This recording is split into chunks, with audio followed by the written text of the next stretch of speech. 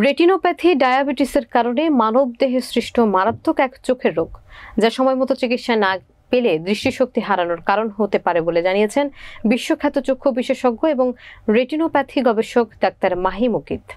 বিস্তারিত থাকছে চট্টগ্রাম থেকে রুমেন চৌধুরীর তথ্যচিত্রে।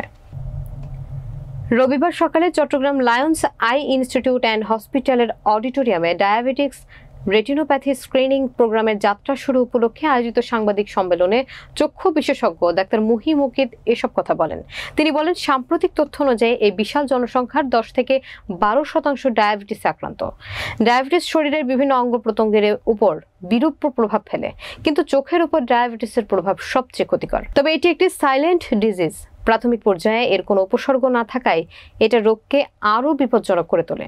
তবে এটি প্রতিরোধযোগ্য জানিয়ে তিনি বলেন, ডায়াবেটিস রোগীরা নিয়মিত চক্ষু পরীক্ষা করালে, রক্তে গ্লুকোজের মাত্রা নিয়ন্ত্রণে রাখলে এবং স্বাস্থ্যকর জীবনযাপন করলে এই রোগের ঝুঁকি বহুলাংশে কমানো সম্ভব।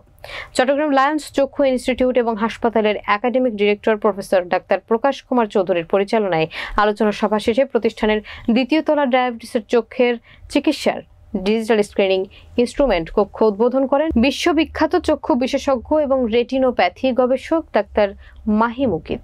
প্রতিষ্ঠানটি জানিয়েছে, ডায়াবেটিক রেটিনোপ্যাথি স্ক্রিনিং প্রোগ্রামের মাধ্যমে রোগ নির্ণয় এবং প্রাথমিক পর্যায়ে চিকিৎসার সুযোগ তৈরি সহ জনসচেতনতা বৃদ্ধিতে গুরুত্বপূর্ণ ভূমিকা এবং অন্ধত্বযুক্ত একটি সমাজ গড়ে তোলা সম্ভব হবে।